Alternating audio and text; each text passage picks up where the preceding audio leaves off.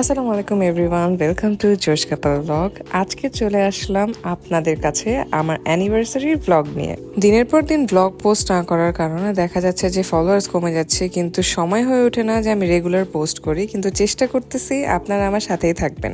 আমাদের অ্যানিভার্সারিটা on day থাকার কারণে অফিসের পর আসলে মোহাম্মদপুর যাওয়া পসিবল হয় নাই, তাই আম্মু দাওয়াত দেয় যে ফ্রাইডে আমাদের বাসায় সবার দাওয়াত।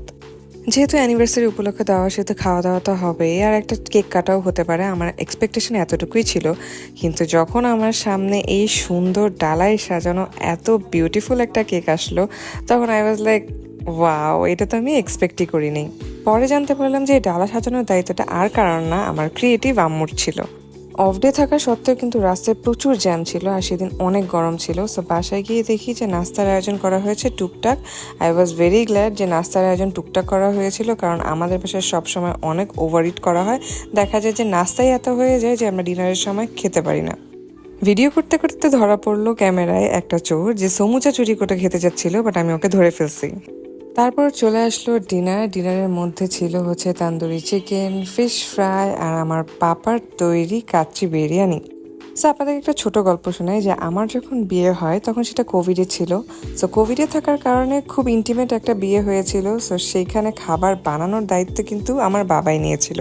আর আমার বিয়ের এখন 3 বছর হয়ে যাচ্ছে, বাট আমার ফ্রেন্ডস, আমার ফ্যামিলিরা এখনও সেই খাবারের টেস্টটা ভুলতে পারে না।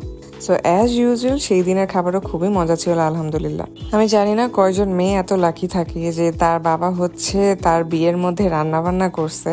সো আমি মনে করি যে আমি অনেক অনেক লাকি, আলহামদুলিল্লাহ, যে আমার বাবা এত সুন্দর মতো আমার বিয়ের আয়োজনটা করেছিল। আসলে আমার পাপা খুব শৌখিন, রান্না বান্না করতে তার খুবই ভালো লাগে। সো সে সব কিছু স্ক্র্যাচ থেকে রান্না করতে খুব পছন্দ করে।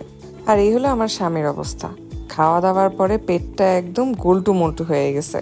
ব্যাপারটা কিন্তু ভালোই, রাঁধুনি শ্বশুরের ভোজন রসিক জামাই, তাই না?